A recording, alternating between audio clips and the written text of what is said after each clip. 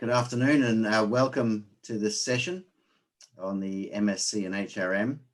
We're just going to wait a few seconds to allow everybody to join before we start, but you're very welcome.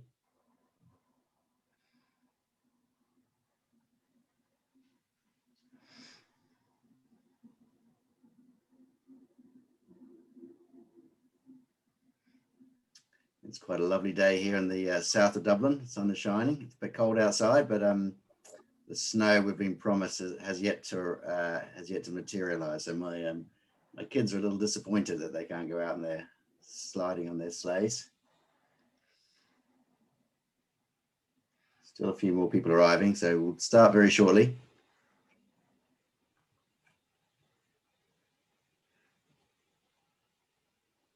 Okay, let's get underway. So you're very welcome this afternoon to the session. My name is Colm McLaughlin. I'm the Program Director for the MSc in Human Resource Management, and I'm joined today by Lisa Madsen, who is our Program Manager, by Vivienne Kenny, one of our current and very able students who's given up some of her time this afternoon to talk to you, and also Richard Murphy from Admissions, who kind of looks after the kind of answer all your questions about getting into the program and so on. So initially, we're just going to give you kind of an overview of the program, and then we'll open it up for some questions and answers.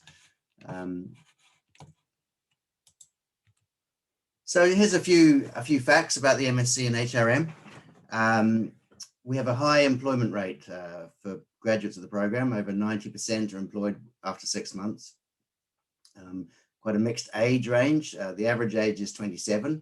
So we get quite a few who come straight from the undergraduate into the MSc, but we also get quite a few who have some time out in the labour market. That might be 2, 3, 4 years, and it can be up to 30 years. So occasionally there are, there's some more mature students who are looking late in life to make a career change or to build on their experience in the workplace, maybe to get some qualifications to, make that next jump in their career path.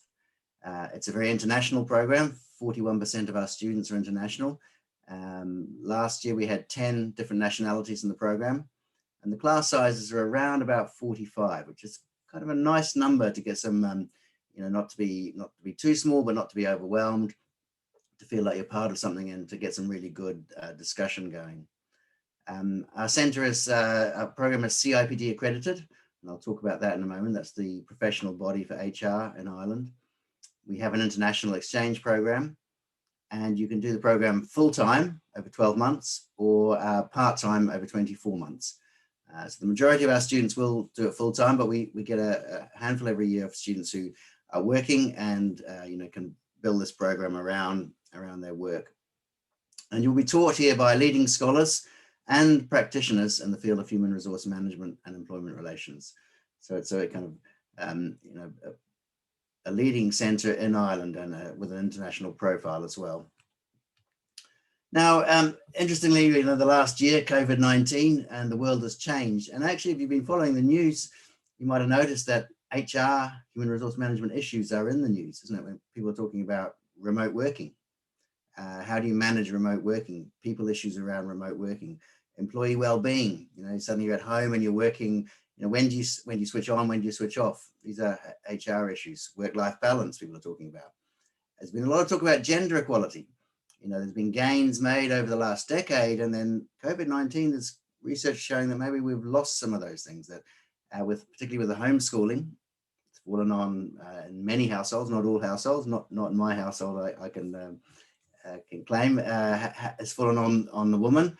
Gone back to traditional roles, and their careers have kind of halted, and they've lost progress. Wage subsidy schemes, the government stepping in to subsidise wages when businesses have had to close down, furlough schemes, where people have been laid off, pandemic unemployment payments.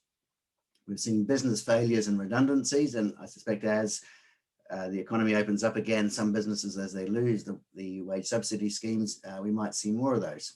Okay, issues for HR to deal with, making people redundant, the challenges around that. And then when we do return to work, COVID, health and safety policies, and all HR issues. So HR has an important role to play in dealing with the crisis at work. But here at UCD, we'll teach you some of these things, the skills that are important to be an HR practitioner. But we also want you to think about bigger questions. And COVID-19 has thrown up some bigger questions about work and about value. And we think about essential workers. Who does it turn out are essential workers? Well, it turns out not to be academics like me, or maybe not even investment bankers or accountants, but people who work in our supermarkets, people in meat processing plants, where there's been quite a lot of outbreaks of COVID. Obviously, people in health, nurses and doctors, cleaners. Never before have cleaners been so important. Bus drivers, people who pick our fruit and vegetables. The top there in the middle are home care workers, people who go in to help old people in their homes with day-to-day care and so on, who aren't able to care for themselves. Many of these jobs are low paid. We would traditionally call them unskilled, minimum wage jobs. And yet these are fundamentally important, it turns out. So what is value? How do markets reward? How well do markets work? What does this throw up for us in terms of issues around rewards? Okay, so some quite deeper HR issues. So kind of getting students to think about the wider world that we live in, and the connection of the kind of day-to-day issues that HR managers deal with, connecting those to wider questions in society, wider conversation. In terms of what you might study here, these are the list of modules that we offer. Some of these will be compulsory and some of them will be optional, depending on whether you take the CIPD route or you want to be accredited by CIPD. And again, you'll see a mixture of kind of more practical type of modules: human resource management, employment law, really important if you want to practice HR in Ireland, managing conflict, reward management, international human resource management, really important here in Ireland where we have lots of multinational firms. And then other modules with a kind of more conceptual basis, concepts in IR and HRM. That's a module that I teach. And that'll be raising some of the deeper questions I just mentioned on the previous slide: gender equality and diversity and so on. So there's a range of modules to choose from. And also the final one, their research project. So part of the program is a significant piece of research over the summer for those that want to do that. That's not compulsory, but most students will opt for that. So that's a way you get to investigate a piece of research, something that you're interested in investigating in more depth, and you can kind of run with that and explore that under the supervision of a member of our staff. Now, we have two pathways in the program. So I mentioned CIPD and also international exchange. So it's a choice, one or the other. You can't do both because of the way they're scheduled. So let's talk about CIPD first. If you're unfamiliar with that, that's essentially the professional body for human resource management in Ireland and the UK. It's the Chartered Institute of Personnel and Development. There's 150,000 members worldwide. The bulk of those will be in the UK. There's about 6,000 in Ireland. And if you want to work in HR in Ireland or the UK, that accreditation is seen as really important. So a lot of places won't take you on without that. And so, we offer a pathway here. You do the degree, you do some of the modules that CIPD say you need to take, you get the degree, and then you get CIPD accreditation. So it makes it much easier in terms of getting a job. But also CIPD is part of the wider World Federation of People Management Association. So lots of countries have an equivalent to CIPD, and they're all connected so that that qualification can be recognized going into other countries around the world. So and you also join a network, a big network of IR practitioners, HR practitioners in doing that and getting that accreditation. CIPD does research. They promote best practice around HR. So, the kind of an organization that you would continue to be a member of after graduating from UCD, and that you would, connect with and be quite an important network for you. Now, if you do the exchange program, these are the list of universities around Europe and also Cornell in the United States that we have an exchange program with. Quite a lot of them are in English. The studies are in English. There's a few that aren't lower down the list. Some in German, Italian, Spanish, Portuguese, if you happen to speak a second language and are comfortable studying in those languages. So that's an option. So that would be in the second semester, you would go abroad for a semester. study overseas and bring back credits to UCD, and that would count towards your degree. Now, obviously with COVID, this has been a bit up in the air. We don't have many students going away this year. We have one student going to Germany. But hopefully, as the vaccine rollout happens, next year we might return to some normality, and the exchange program will be back on in its full form. Now, the workload, if you do this degree, at 90 credits as a MSc here at the Smurfit School. Most of our modules are 10 credits, so you do 30 credits a semester, so 3 modules a semester. The research project is worth 20 credits, so that kind of counts as 2 modules. So over the summer semester, you would do the research methods and the research project and 1 other. So 30 credits a semester. For those of you who want to do it part-time, you generally do it over 6 semesters. And the way the maths works is it's quite a lot of semesters you just do 1 module, and some semesters you'll have to take 2 modules to make up the 90. So, often students in the part-time, they'll start with 1 module, just kind of get warmed up, and then maybe do 2 modules a semester in the second half. In terms of where you go afterwards, we've kind of identified, if you like, 3 career paths that students generally go in. The first 2 would be the main ones. So coming out of the MSc, you go into an in-house HR function. So I've got some companies there that we've got graduates in, Dell, Diageo, some of the pharmaceutical companies, the banks, down the finance center, and the public sector, hospitals, UCD and TCD, human resource management departments, the health service executive, the civil service, both in Ireland and internationally. So we get, a lot of international students go back to where they came from and get equivalent jobs back home. Others manage to get work here and get a work visa and stay on. Then consulting will be the next path, common path. So places like Deloitte and Ernst & Young will take graduates. And then there's quite a few human resource management recruitment agencies who will take our graduates as well. And then the third path is probably the smaller one. People who get into industrial relations, employment relations. So there's the IBEC graduate program. IBEC is the main employer organisation in Ireland, and they take about 5 students a year from across Ireland. We normally get at least 1 or 2 into the program. Occasionally students will go and work for a trade union, and then every now and then we get a student who wants to go and be an academic like myself and go on from the masters to do a PhD. And so the masters becomes quite a useful vehicle for kind of testing the waters on that path. So there'll be the 3 paths. So the first 2 would be where most of our graduates would go. And as I say, most students, even last year's students with COVID, managed to find work. Okay, so that's from an academic perspective. I'm going to pass you over to Vivienne. She's a current student, and she'll give you sort of some ideas about what the program is like from the student perspective. Thanks, Viv. Thanks, Colm. Just to note that if anyone has any questions as I'm talking, just to pop them in the Q&A box, and I'll come back and answer any questions at the end. So if anything is unclear, work away and feel free to ask any questions of me there. So I guess, it's just to give you a student view on, why I chose UCD specifically, and then even more specifically, why I chose my MSc in HRM within that. And I'll start with why UCD firstly. I did my undergrad in UCD, so I kind of knew the lay of the land a little bit. But then also, I guess for me, what really drew me when I was starting to think about my master's and kind of, my more professional career was around the ranking that UCD has internationally, and how that really carries, kind of across the globe.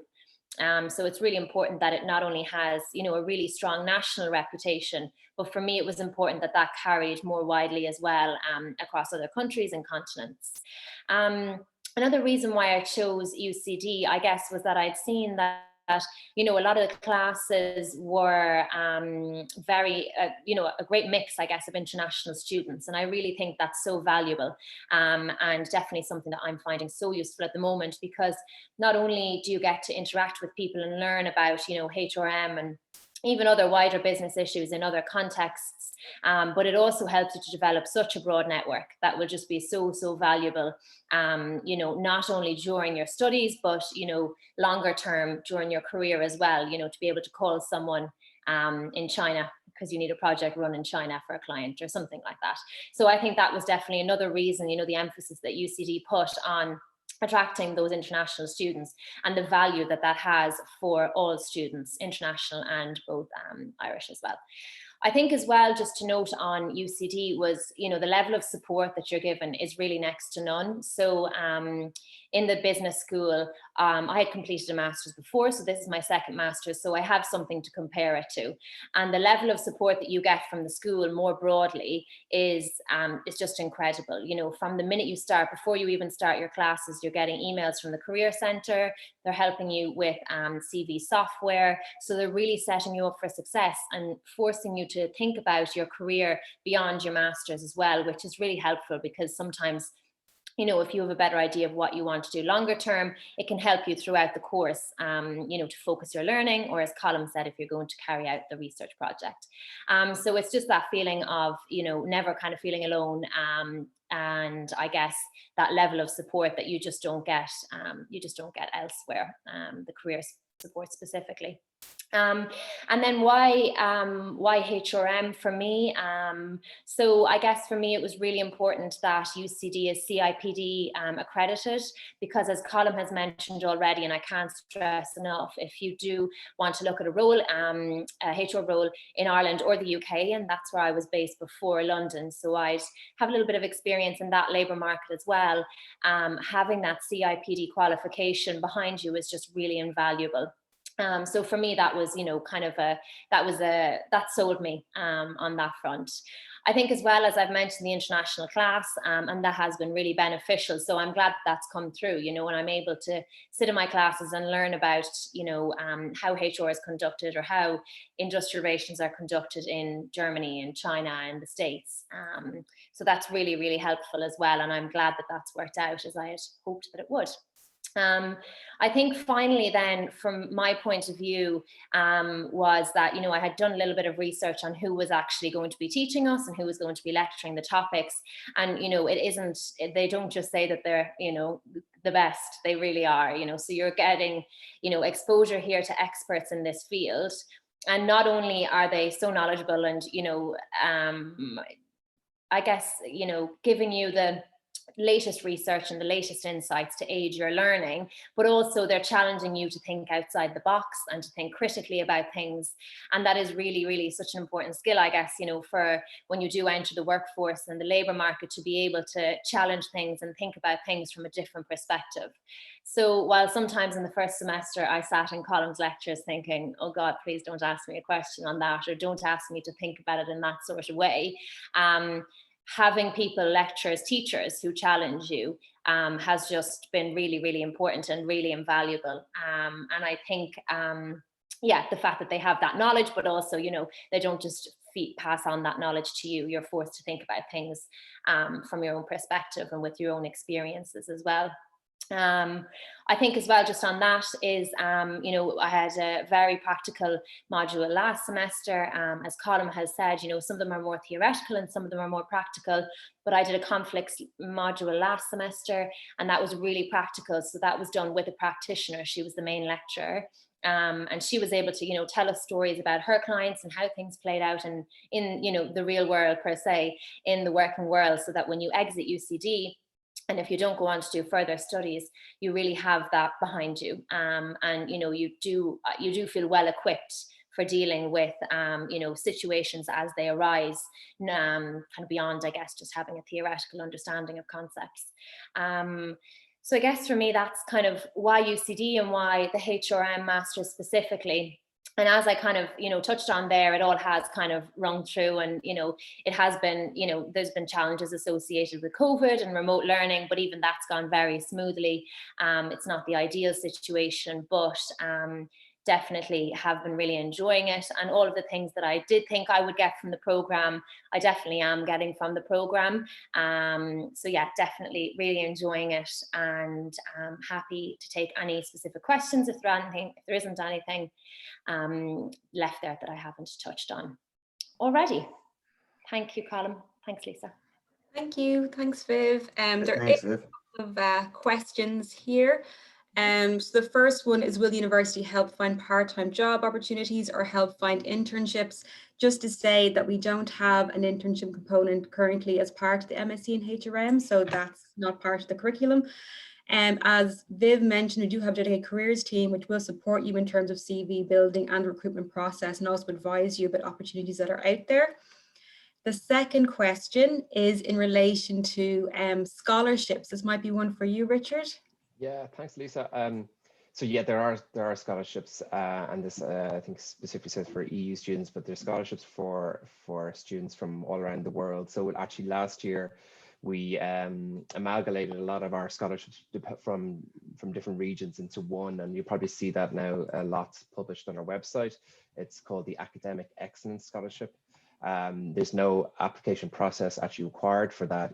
Everyone is considered, and it's more of a merit-based scholarship. So it's kind of comes down to your final grade and also quality of your original application. So there's also a few other ones. There's a needs-based, there's an Aspire scholarship and a sports scholarships and things as well. So all that is up on our scholarship page on the Smurfit School website. But if you have any specific questions, feel free to reach out to us in the admissions office at smurfit.admissions@ucd.ie. Thanks, Richard. There's another question now following that that's probably also for yourself and maybe Colm. Are those with unrelated arts degrees accepted onto the programme, and are students accepted that are coming directly from an undergraduate degree? Yeah, will I go for that first, Colm, if you don't mind? Yes, It's probably my job. I should know this. The HR program, it has a wide, I suppose, eligibility criteria. So it's never quite black and white. So we never rule out someone if you have a certain degree in a certain area. It also depends what kind of electives you might have chosen. So we don't go by, say, major titles. You know, if you got a degree in whatever it might be, you know, like art history or something, you know, we don't necessarily look at that because it depends what electives and modules you've chosen, you know, it's as well. So we have to look through your whole transcripts. But generally speaking, probably the majority of students coming into the HR program are coming from sort of probably business. And actually, I think like yourself, Vivienne, if correct me if I'm wrong, sort of psychology backgrounds, isn't it as well? Yeah, there's definitely quite a few with the psychology backgrounds. Yeah, but as you say, just a broad range of them for sure. Yeah, exactly. So look, nation. Well. Sorry, Colm, go on ahead. Yeah, anything from quite a few from social sciences as well as you know, politics, international relations, those sociology, anything like that. Yeah, exactly. So those would be the main areas. But look, again, if you have a question, email us in admissions and we'll talk to you about your eligibility for it. Thanks, Richard. Thanks, Colm. The next one is admissions related as well. It's just asking, when do applications close for the MSc HRM? Yeah, we don't have a set deadline. We do things on a rolling basis. So it's kind of first come, first served. It's actually the fairest way to do it. So we can't give you you know, an idea as to when the course is going to close. Of course, we'll close when we reach our sort of capacity. But generally speaking, it tends to be filled sort of towards the April, May, June sort of time period. So what I would suggest is that you definitely get your application in as early as you can, because equally sometimes there's other criteria that you might need to fulfill, like you know, you might need to provide us with some supported documentation. So it can take sometimes, you know, a month even to get a full, say, offer on the program, or a conditional offer depending on where you are. And just one question that's come up frequently today, just to really quickly expand on that, is that don't worry, obviously, if you're in a final year, you don't need to wait to get your final exams and results. You just apply now with what you have. Presumably you've got your first year, second year, potentially third year transcripts already. You send those to us, 2 essay questions, CV, references if you have them, and basically we just make a decision based on that. We make you a conditional offer at this stage based on what we've seen and on you getting a certain score, say, in your final results, and obviously English language if it's applicable to international students as well. Thanks, Richard. And then actually following up from that directly, it's the last question, unless anyone else has anything they want to add. It's any tips for your personal statement or the application in general? Okay. Yeah, so there's 2 questions that tend to be asked on our essay questions on the application form. And I'm slightly paraphrasing these, but the first one's effectively, why should we pick you? That's probably more like the personal statement. So for this, obviously, look, you know, make it relevant to the program you want to come and study. Make sure you've researched your program, as Colm sort of went through some of the background to the course, where people go, you know, show us that you've done your research on the program, and that how maybe certain things that you've done, whether it be your degree or things extracurricular, you know, can relate to that. So again, equally, if you're not coming from, say, like a pure business background, you're coming from sociology or psychology, you know, show us that you have this interest in whatever element of HR it might be, or what area it is that you might want to work in. And the second question kind of relates to that slightly, which is, where do you see yourself working, say, in 5 years' time? And here we want to sort of see again that you've done the research, you see the, you've looked at the modules, you've seen the outcomes, you've maybe reached out to a current student, and we have a great part of our website, which is called Ask a Student, where you can actually talk to current students. There's about 82 different students from different countries across all of our courses. So you can feel free to reach out and have a chat to them as well. And they can probably give some tips as to what they wrote in their statements.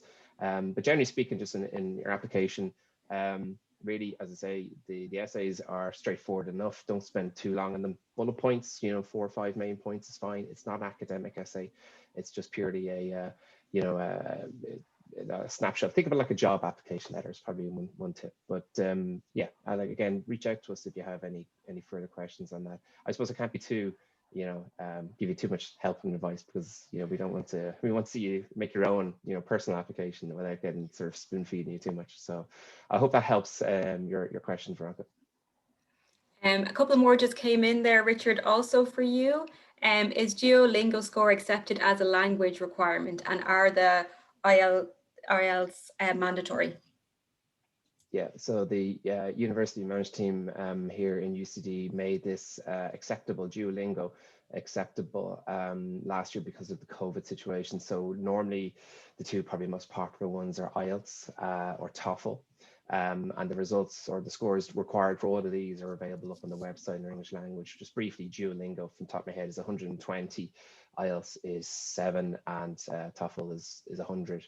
With different sort of slight criteria from that. But there are a number of other tests. Obviously, we can't be seen to recommend one over the other. It's really what is up to you. Some students have reported back to us that Duolingo is quicker, easier, and potentially slightly cheaper to get a score acceptable to us than, say, for example, IELTS, which you could be waiting up to maybe 3 months for a test, particularly now the test centres aren't fully open. So I hope that answers that question then. Yeah. And then was there one other there? Yeah, there's one other, although it might be one for Colm. Yeah. Would you recommend doing a postgrad in HR if you already have an undergrad in HR? So I assume it's an undergrad in HR. Well, we do get a couple of people do that. I mean, I suppose the question would be, is your undergrad in HR, you know, it's not, I assume it's not a whole degree in HR. You've done a range of business subjects and you've picked up some HR. I mean, I think, you know, a master's, there'll be some things that you would have covered, but we'll go into them in a lot more depth. So I don't think you'll, those students that have done HR, that my kind of guess is they don't necessarily find it any easier than anyone else who hasn't done, you know, HR. Maybe initially, in the initial weeks, they're kind of getting your head around ideas, but others soon quickly catch up. So, you know, I think we do push you to the next level, and so you will learn a lot more. There'll be you know, probably modules that are on offer that you haven't done before, and then of course then you get the CIPD accreditation, which is quite important. So I don't recall any students having done HR and an undergraduate who then came out of the masters and said, well, that was, you know, that wasn't worth my while. I think they've all found it really, really valuable. So I hope that helps. I certainly wouldn't you know, wouldn't let it put you off doing an MSc in HRM if you've done quite a bit in your undergraduate degree. Thanks, Colm. Sorry, they're still coming in now with the questions. So for you, possibly, Richard, do I need to pass a GMAT or a GRE exam to be accepted onto the program? Do you take it into account? Yeah, no, you don't. It's not a requirement. GMATs, we find from our experience, a lot of our top business schools ask for them, but from our experience, GMATs are very quantitative based, and it's not quite as relevant, certainly for HR as I say it is for finance. So generally, no, GMAT and GRE are not asked for. If you have taken one and say you have got a score you're particularly proud of, include it by all means in the additional information section. So yeah. Thanks, Richard. And then another question about the curriculum column. What about sustainable human resource management? Is that a module or part of a module on the program? That's a great question, and no, it's not. It's in the sense that I think it's a new area. Like I had to write an update on a book chapter last year on corporate social responsibility and human resource management, and I have a small section on sustainable HRM, and it's only a small section because there's very little done. I think it's a developing area, so it's sort of a subject that I think we're starting to integrate, and that you'll pick up in different modules. In terms of a specific module at this stage, no, we don't have, and we probably should have. So that's a really good question for me to take back to the program. Maybe by the time you start, we might have one, but I can't promise. But I think that's a good question for us to be thinking about. At least, how do we integrate those kind of ideas a lot more into HR?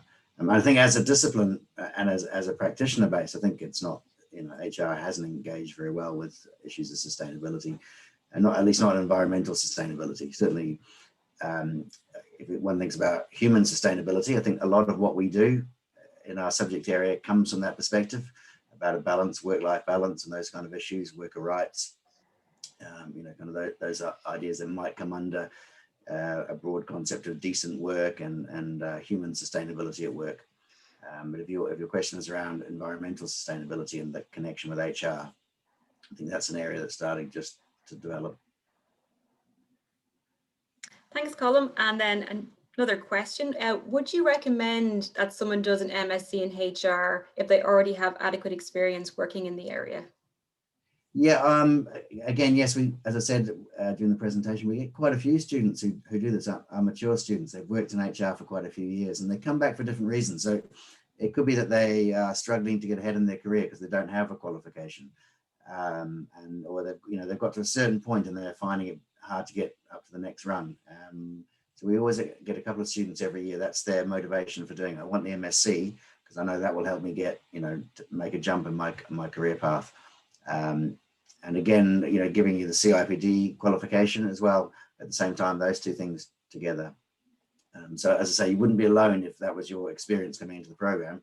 There's at least 5 to 10 every year who have workplace experience in HR. And as I say, some of them quite a few years. We have a assistant director of HR at a hospital in the program this year, because he found he wasn't, without the qualification, he wasn't getting to the director and HR level. So that was his reason for doing the MSc part-time this year. Thanks, Colm. But that's all the questions we have and all the time we have actually as well. So thank you very much. Great, and thank you to everyone for coming along. I hope it was interesting. Thank you to special thank you to Viv for coming up, giving part of her afternoon. Thanks to Lisa and Richard as well. And hopefully we might see a couple of you in a few later in the year or the year after. But have a nice afternoon, everybody. Thanks. I might just really quickly plug the admissions talk again at 4 o'clock. We had one this morning. So if anyone wants to join, myself and our admissions manager, Laura Keeley from admissions, will be doing a talk from 4 to 4:45 today. We'll be answering much more in relation to general applications, how to make a good application, some tips and advice on that. So we might see you there. Okay, thanks, guys. Great. Thank you. Thanks, everybody. Bye. Thanks. Bye.